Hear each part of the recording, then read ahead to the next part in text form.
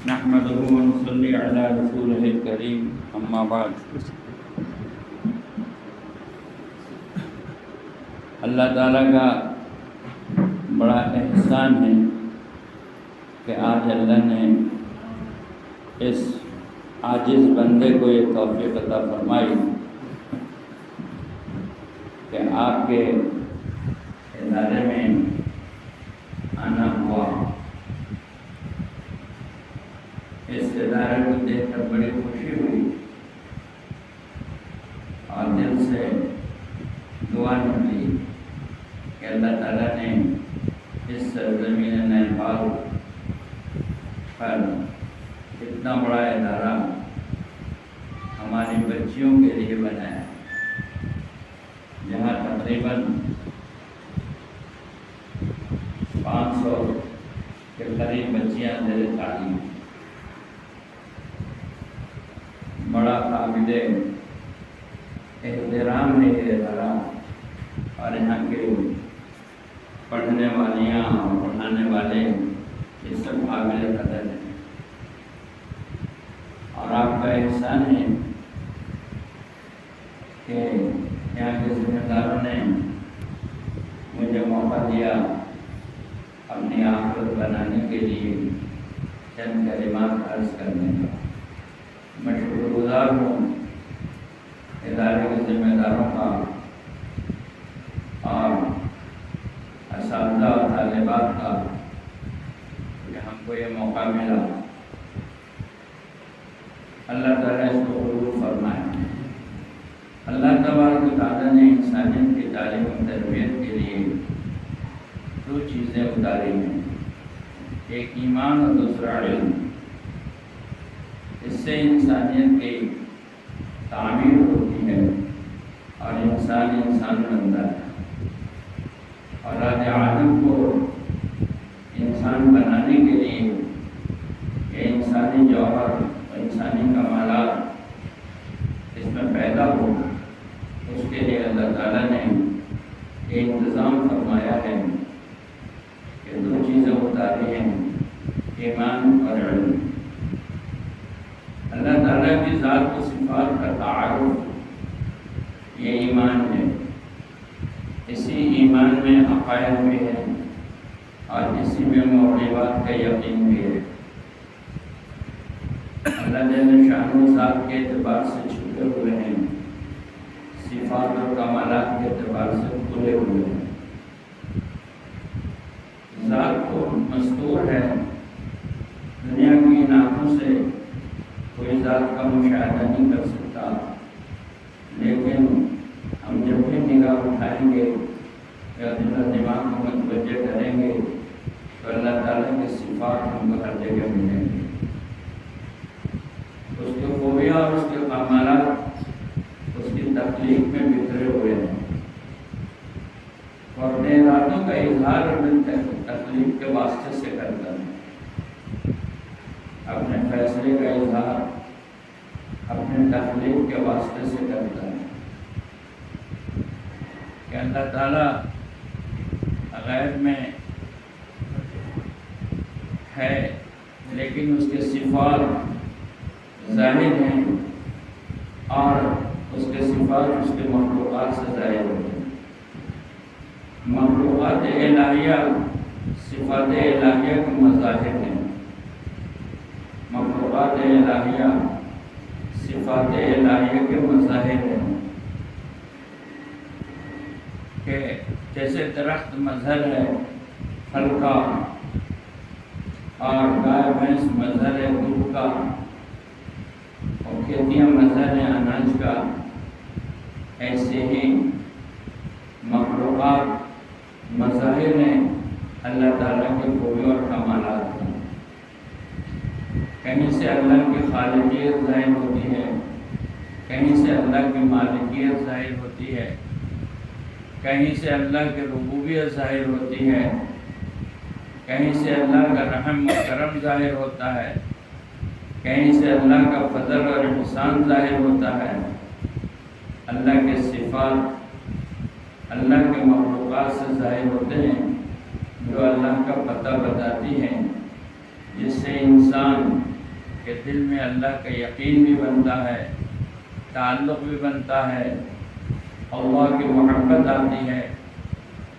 جب اللہ تعالیٰ کے احسانات کا مذاکرہ کیا جاتا ہے تو اللہ کی محبت آتی ہے، اور جب اللہ تعالیٰ کی قدرت کا مذاکرہ کیا جاتا ہے تو اللہ تعالیٰ کی عظمت آتی ہے، اور جب اللہ تعالیٰ کی طاقت کا مذاکرہ کیا جاتا ہے تو اللہ تعالیٰ کا خوف پیدا ہوتا ہے۔ اور یہ بنیاد ہے اطاعت کی۔ اطاعت محبت سے ہوتی ہے یا اطاعت عظمت سے ہوتی ہے یا اطاعت خوف سے ہوتی ہے۔ ماں کی اطاعت محبت سے ہوتی ہے اور باپ کی اطاعت عظمت سے ہوتی ہے۔ ایسے ہی اساتذہ کی اطاعت بھی عظمت سے ہوتی ہے۔ اسی لیے کہا گیا ہے کہ اساتذہ کی عظمت نہیں ہوگی تو علم آئے گا نہیں، اور علم آ گیا تو نافع نہیں ہوگا۔ اول تو علم آئے گا نہیں، اگر آ گیا تو نافع نہیں ہوگا۔ ماں باپ کی عظمت سے دنیا ملتی ہے اور اساتذہ کی عظمت سے دین ملتا ہے۔ ماں باپ کی عظمت سے دنیا کی مال و دولت ملتی ہے اور اساتذہ کی عظمت سے علم ملتا ہے۔ عظمت ہوگی تو علم آئے گا، اور عظمت نہیں ہوگی تو اولاً تو علم آئے گا نہیں، اور آ گیا تو نافع نہیں ہوگا۔ اساتذہ کی عظمت تو بڑی بات ہے۔ علماء نے یہاں تک لکھا ہے کہ اسباب علم کی بھی قدر کی جائے۔ اسباب علم کی عبادت ہمارے یہاں نہیں ہے، لیکن اسباب علم کا ادب ہے۔ عبادت نہیں ہے، ادب ہے۔ اسباب علم میں ہماری کتابیں ہیں۔ علماء نے کہا ہے کہ کتاب کو تکیہ مت بناؤ، یہ بھی ادب کے خلاف۔ کلام اور دعوات کو بھی ناقدری اس کی مت کرو، یہ بھی ادب کے خلاف ہے۔ یہاں تک علماء نے کہا کہ اخبار بچھا کے کھانا مت کھاؤ تو دسترخوان مت بناؤ، یہ بھی ادب کے خلاف ہے۔ اتنی چھوٹی چھوٹی چیزیں ادب کے خلاف ہیں۔ ہم ادارے میں ہیں، اس ادارے کا بھی ادب ہونا چاہیے۔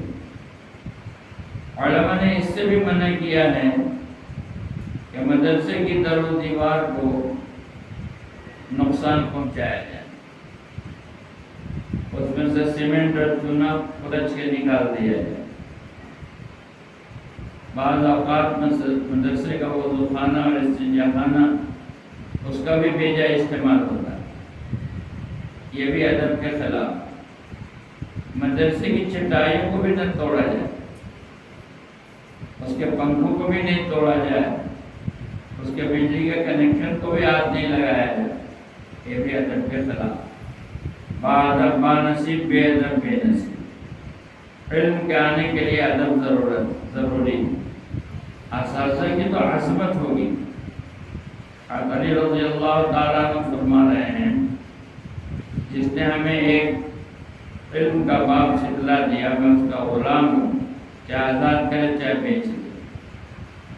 امام ابو حنیفہ رحمۃ اللہ علیہ ایک بھنگی کو دیکھ کے کھڑے ہو جاتے، کسی نے وجہ پوچھی، فرمایا میں نے اس سے ایک علم سیکھا ہے، اس لیے میں اس کے ادب میں کھڑا ہو جاتا ہوں۔ ہمارے اساتذہ ہمیں قرآن اور حدیث سکھلاتے ہیں، ان کا ادب ہوگا، ان کی عظمت ہوگی تو علم آئے گا اور نفع دے گا، اور ان کی عظمت نہیں ہوگی تو علم آ بھی گیا تو نفع نہیں دے گا۔ اطاعت کی یہ بنیادیں ہیں۔ اطاعت محبت سے ہوتی ہے، اطاعت عظمت سے ہوتی ہے، اور اطاعت خوف سے ہوتی ہے۔ حکومت کی اطاعت آدمی خوف سے کرتا ہے، اس کے قانون سے اور پولیس سے اور اس کے ڈنڈے سے کرتا ہے۔ اللہ کے لیے یہ تینوں باتیں ہیں۔ اگر اللہ کی محبت ہوگی اور اللہ کی عظمت ہوگی اور اللہ کا خوف ہوگا تو اللہ کی بات ماننی آسان ہو جائے گی، اور اس کو ایمان کہتے ہیں۔ ایمان تقاضا کرتا ہے فرما برداری کا، ایمان تقاضا کرتا ہے فرما برداری کا، ایمان مقتضی ہے۔ جب اللہ کا یقین دل میں آئے گا اور اس کی محبت اور عظمت آئے گی تو اللہ کی فرما برداری کا تقاضا کرے گا۔ تو ایمان تقاضا کرتا ہے فرما برداری کا، اور یہ اللہ کی فرما برداری تقاضا کرتی ہے علم کا۔ یا فرما برداری تب ہوگی جب علم ہوگا کہ کیسے فرما برداری کریں، اسی لیے علم کو فرض قرار دیا کہ ایمان تقاضا کرے گا فرما برداری کا، اور فرما برداری تقاضا کرے گی علم کا۔ اسی لیے اللہ تبارک و تعالیٰ نے انسان کی تعلیم و تربیت کے لیے ایمان اتارا اور علم اتارا۔ علم سے حقوق معلوم ہوتے ہیں، کس کا کیا حق ہے، اور حق والے کا حق دے دینا یہی دین ہے، یہی دین ہے، اور یہی دنیا اور آخرت میں سرخروئی دیتا ہے، حق والے کا حق دے دینا۔ کہ سب سے پہلا حق کس کا ہے؟ کہ اللہ کا ہے۔ اس کے بعد کس کا حق ہے؟ کہ نبی پاک صلی اللہ علیہ وسلم کا ہے۔ اللہ کا حق یہ ہے کہ اس کی اطاعت کی جائے، اور نبی کا حق یہ ہے کہ اس کی اتباع کی جائے۔ اللہ کی اطاعت کے ساتھ ساتھ نبی کی اطاعت بھی قرآن کہہ رہا ہے، اطیعوا اللہ و اطیعوا الرسول، گڑبڑا رہا ہے کہ اللہ کی بھی اطاعت کرو اور نبی کی بھی اطاعت کرو۔ اور قرآن نے نبی کی اتباع کے لیے جہاں کہا ہے وہاں قرآن کے اولین مخاطب صحابہ کرام رضوان اللہ مجمعین ہیں، ان کی بھی اتباع کے لیے کہا ہے۔ جہاں نبی کی اتباع کے لیے کہا ہے الذین اتبعوہم بإحسان رضی اللہ عنہم ورضوا عنہ، اور صحابہ کی اتباع کے لیے بھی کہا ہے۔ صحابہ کی اتباع کے لیے اس لیے کہا ہے کہ وہ اولین مخاطب ہیں، اور حضور پاک صلی اللہ علیہ وسلم کے درسگاہ کے پہلے طالب علم ہیں، اور حضور پاک صلی اللہ علیہ وسلم سے انہوں نے تربیت پائی ہے۔ وہ قرآن کے جمع کرنے والے بھی ہیں اور احادیث کے جمع کرنے والے بھی ہیں۔ دنیا میں اس بات کی کوشش ہوتی رہتی ہے کہ نبی پاک صلی اللہ علیہ وسلم کی طرف سے لوگوں کے دلوں میں شبہ پیدا کیا جائے۔ 1400 سال سے یہ کوشش ہو رہی ہے کہ نبی کے کردار کو داغدار بنایا جائے۔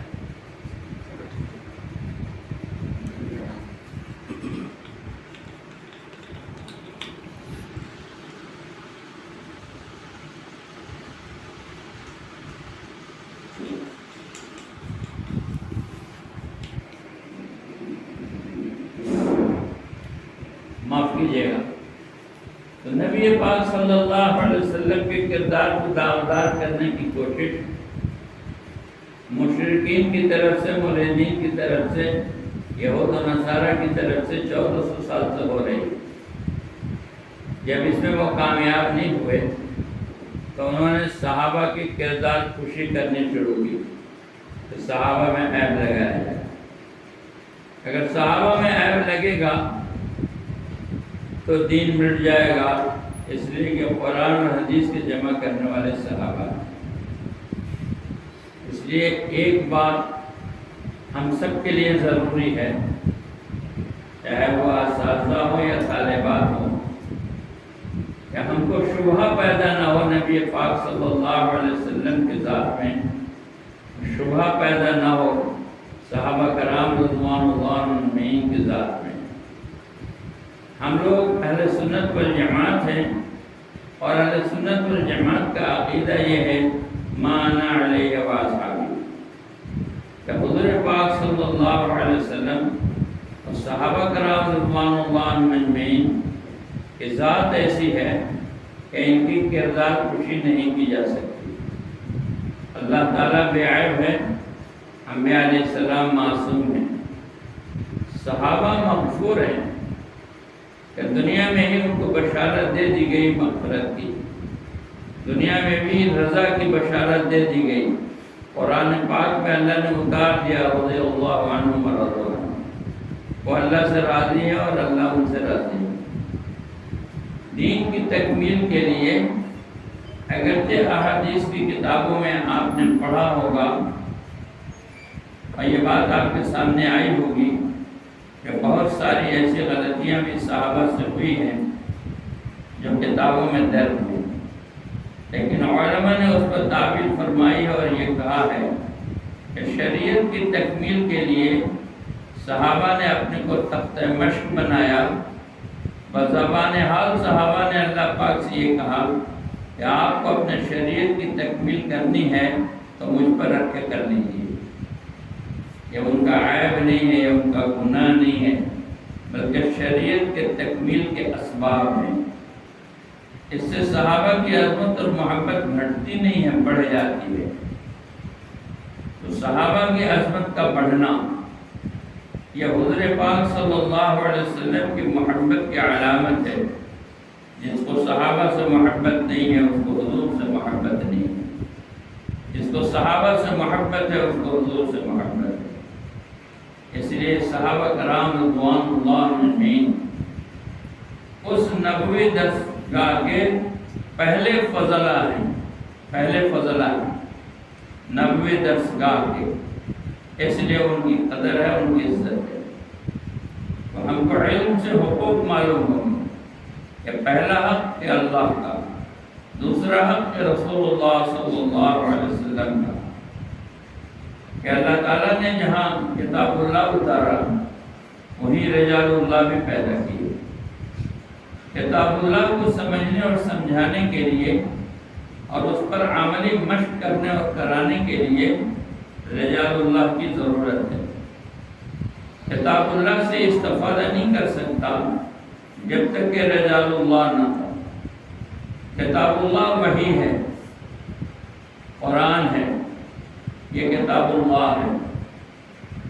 اگرچہ پرانی کتابیں موجود نہیں ہیں لیکن وہ بھی اپنے اپنے زمانے میں کتاب اللہ تھی۔ ہر کتاب کے ساتھ اس کے سمجھنے والے اور سمجھانے والے اور عملی نمونہ پیش کرنے کے لیے رجال اللہ ہیں جو انبیاء علیہ السلام ہیں،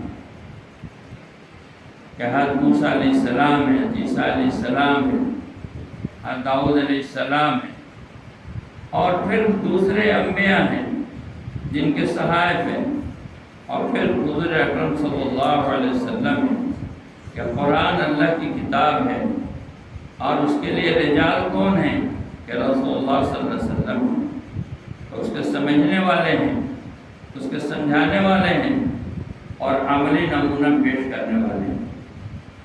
یہ کتاب اللہ بھی ضروری ہے اور رجال اللہ بھی ضروری ہے۔ رسول اللہ صلی اللہ علیہ وسلم کے بعد رجال اللہ کون ہیں کہ اصحاب رسول اللہ صلی اللہ علیہ وسلم، تابعین و تبع تابعین ہیں، اور محدثین، ائمہ و فقہاء ہیں، اور آج کے زمانے میں آپ کے اساتذہ ہیں، یہ رجال اللہ ہیں۔ آج کے زمانے میں آپ کے اساتذہ ہیں، یہ رجال اللہ ہیں۔ کتاب اللہ ایک ہے، رجال اللہ بدلتے رہے ہیں اور بدلتے رہیں گے، قیامت تک رجال اللہ پیدا ہوتے رہیں گے جو دین کو سمجھیں گے اور سمجھائیں گے اور اس کا عملی نمونہ بن کر اپنے آپ کو پیش کریں گے۔ تو پہلا حق اللہ کا اور اللہ کے رسول صلی اللہ علیہ وسلم کا اور آپ صلی اللہ علیہ وسلم کا متبعین کا، یہ پہلا حق ہے۔ اس کے بعد پھر اور حقوق ہیں انسانوں میں کہ ماں باپ کا حق ہے، بھائی بہن کا حق ہے، بیوی بچوں کا حق ہے، پڑوسیوں کا حق ہے، رشتہ داروں کا حق ہے، حتیٰ کہ ہمارے یہاں حقوق کا دائرہ اتنا وسیع ہے، اتنا وسیع ہے، اتنا وسیع ہے کہ انسانوں سے آگے نکل کر حیوانوں کا بھی حق ہے، اور جانداروں سے آگے نکل کر بے جان کا بھی حق ہے۔ ہمارے ہاں تو پانی کا بھی حق بتایا گیا، چڑیاؤں کا بھی حق بتایا گیا، اور فصلیں جو اگتی ہے اس کا بھی حق بتایا گیا۔ تو علم حقوق کے لیے ہے، اور ان حقوق کی پاسداری سے انسان بنتا ہے، انسان میں انسانیت آ جائے۔ اس کے لیے اللہ کا یقین ہے، ایمان ہے، اور اس کے لیے حقوق کی پاسداری ہے۔ اگر آدمی کے دل میں ایمان کا نور آ جائے اور وہ اطاعت کی طرف اس کو لے جائے کہ وہ فرمانبرداری کرنے لگے اور حقدار کا حق دینے لگے، تو یہ انسان کمال کو پہنچتا ہے۔ انسانی کمال ایمان سے پیدا ہوتا ہے، اور انسانی کمال حقوق کی ادائیگی سے پیدا ہوتا ہے۔ ایمان نہیں ہے تو یہ حیوان ہے، انسان کی شکل میں حیوان ہے۔ ایمان کے بغیر یہ انسان کی شکل میں حیوان ہے۔ ایمان تو بنیادی چیز ہے کہ جنت میں ایمان ہی لے جائے گا، اور آخرت کی منازل میں ایمان ہی کامیابی تک پہنچائے گا۔ اعمال سے تو جنت سجائی جائے گی، لیکن جنت کا داخلہ ایمان سے ہوگا۔ تو ایمان انسانیت کی تعمیر کا بنیادی عنصر ہے۔ انسان بن ہی نہیں سکتا جب تک کہ اس میں ایمان نہ ہو۔ تو انسانیت کی تعمیر کا بنیادی عنصر ایمان ہے کہ وہ اس کو اطاعت اور اتباع کی طرف لے جائے گا۔ ایمان اطاعت کی طرف لے جائے گا، اور ایمان اتباع کی طرف لے جائے گا، یہ بنیادی عنصر۔ پھر وہاں سے حقوق کا دروازہ کھلے گا کہ اطاعت علم کو آواز دے گا کہ اس کو راستہ بتاؤ کہ اطاعت کیسے ہوگی۔ اطاعت علم کو آواز دے گا، اور علم حقوق بتائے گا، جس سے انسان کی تعمیر اور تکمیل ہوگی۔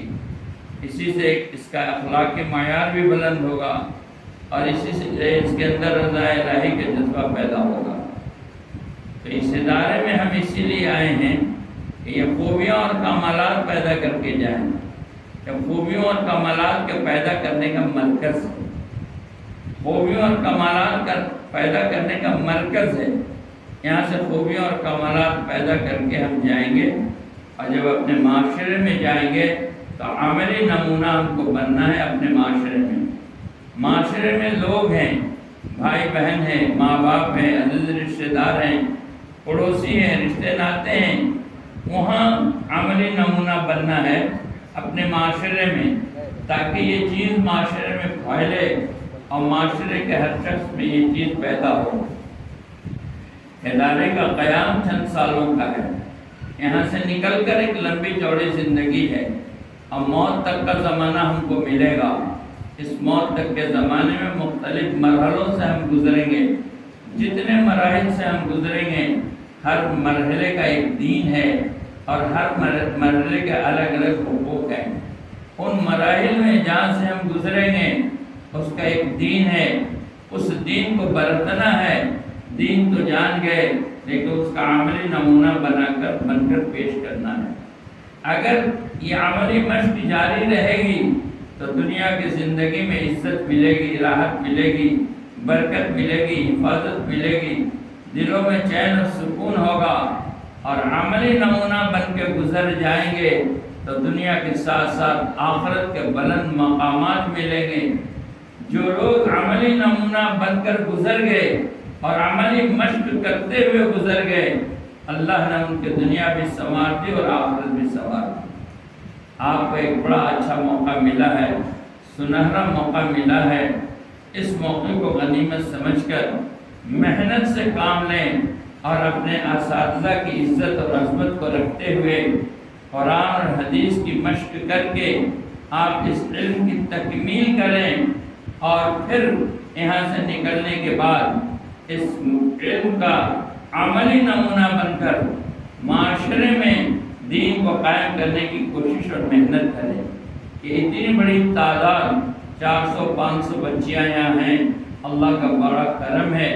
اگر یہ بچیاں عملی نمونہ بن کر معاشرے کی تعمیر میں لگ جائیں گی، اپنے شرعی حدود کے ساتھ، شریعت سے باہر نکل کے نہیں، اپنے شرعی حدود کے ساتھ اگر معاشرے کی تعمیر میں یہ بچیاں لگ گئیں عجب نہیں کہ وہ دین آئے گا کہ پورا کا پورا نیپال علم دین کی روشنی سے منور ہو جائے گا، کیونکہ یہ بچیاں معمولی نہیں ہیں، مرد کی حیثیت فرد کی ہے، عورت کی حیثیت جماعت کی ہے۔ مرد میں دین ہے تو ایک آدمی میں دین ہے، عورت میں دین ہے تو پورے گھرانے میں دین ہے، ایک جماعت میں دین ہے۔ عورتوں کے ساتھ ایک جماعت ہوتی ہے رشتے اور ناتوں کی۔ مرد کا دین گھر کے دروازے تک ہے، عورت کا دین گھر کے اندر تک ہے۔ عورت چاہے تو اپنے گھر کو جنت بنا دے اور نہ چاہے تو اس کا گھر جہنم بن جائے۔ تو ایک عورت رشتے اور ناتوں میں بندھی ہوئی ہے۔ معاشرے کی تعمیر میں مردوں سے زیادہ عورتوں کا حصہ ہے، اسی لیے عورتیں اور بچے 70% ہیں، مرد 30% ہے۔ مرد میں 100% دین آیا تو 30% میں آیا، اور عورتوں میں دین آیا تو 70% میں آیا۔ معاشرے کی تعمیر مردوں سے نہیں ہوگی، معاشرے کی تعمیر عورتوں سے ہوگی۔ معاشرے کو عورتیں سجاتی و بناتی ہیں، گھروں کا جنت کا نمونہ عورتیں بناتی ہیں، اسی لیے اللہ تبارک و تعالیٰ نے ان کو خوبیوں اور کمالات سے نوازا ہے۔ اللہ تعالیٰ آپ کو قبول فرمائے کہ آپ اچھے سے علم حاصل کریں اور یہاں سے نکلنے کے بعد آپ معاشرے کی تعمیر کی محنت کریں۔ یہ بہت بڑا میدان ہے۔ آپ نیپال میں دیکھیں گی، اپنے گھر میں، اپنے پڑوس میں، اپنے عزیزوں اور رشتہ داروں میں تو ماں بہنیں ایسی ملیں گی جن کا کلمہ بھی صحیح نہیں ہوگا، جن کو وضو غسل بھی نہیں آتا ہوگا، جو پاکی ناپاکی بھی نہیں جانتی ہوں گی۔ جب آپ معاشرے میں جائیں گی اور اپنے رشتہ داروں سے ملیں گی تو آپ کو معلوم ہوگا کہ خالہ کو تو کلمہ بھی نہیں آتا اور پھوپھی کو تو نماز بھی نہیں آتی، قرآن کی چند آیتیں بھی ان کو معلوم نہیں ہیں، ان کا تعاوض اور تسمیہ بھی ٹھیک نہیں ہے۔ آپ کو افسوس ہوگا کہ معاشرے میں دین کی سطح کتنی گری ہوئی ہے۔ اس ذمہ داری کو لے کے یہاں سے جانا ہے کہ اپنے گھر کو جنت کا نمونہ بنانا ہے اور معاشرے میں شرعی حدود کے ساتھ دین کو زندہ کرنے کی محنت کرنی ہے۔ اگر یہ بچیاں اپنے گھروں کو جنت کا نمونہ بنائیں اور عملی نمونہ بن کر دین کی مشق کریں تو انشاءاللہ نیپال چند سالوں میں اس کا رنگ بدل جائے گا۔